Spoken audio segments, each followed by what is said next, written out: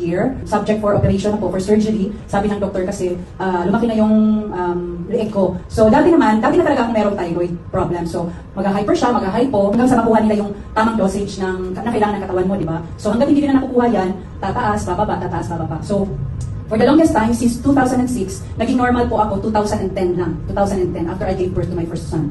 Then, normal na siya talaga kasi nakuha na yung right dosage na kailangan ko. So, until just last year, medyo lumaki yung leeg ko. Tapos, bumabalik yung mga symptoms ng palpitation, yung irritable ka, yung excessive sweating, tapos yung shortness of breathing, ganun. So, nagpunta ako sa doktor, tinanong ko, Dok, wala namang nagbago sa lifestyle ko, everyday pa rin ako umiinom ng gamot, religiously, pero bakit po ganyan yung nangyari? And ang isa sa naging worried ako, is lumaki po yung leeg ko. So, ang sabi ng doktor sa akin, hindi talaga nila mapipredict kung kailan bumalik at hindi, or basta, hanggat hindi siya na-ooperahan, hindi talaga nila yan mai-guarantee na wala na siya.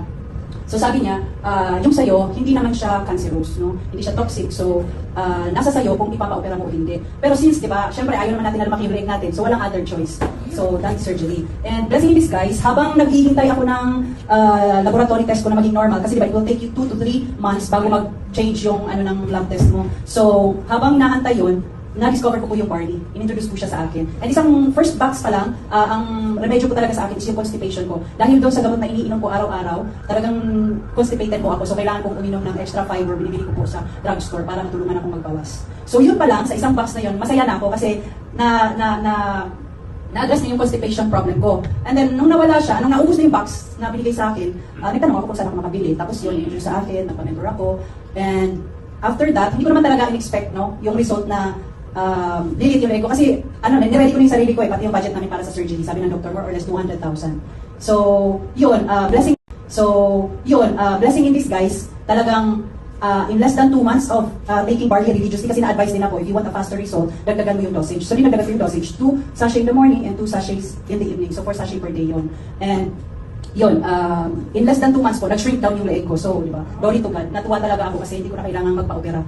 So, dahil doon, syempre, na-inlove na rin ako sa barley kasi na-experience ko talaga, na-enjoy ko yung benefits niya na habang iniinom ko siya, lalo ng 4 sachets per day, parang hindi ko talaga nararamdaman yung pagod.